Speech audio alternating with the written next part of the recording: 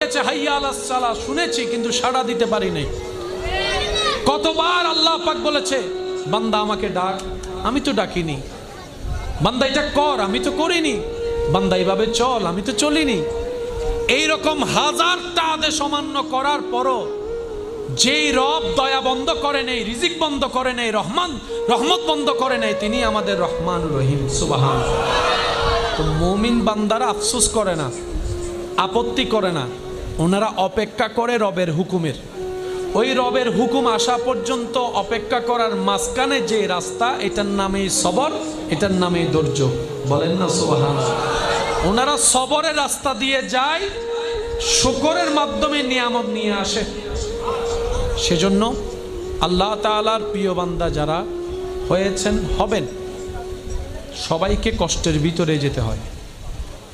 এটাই বিধান, এটাই নিয়ম। এখান থেকে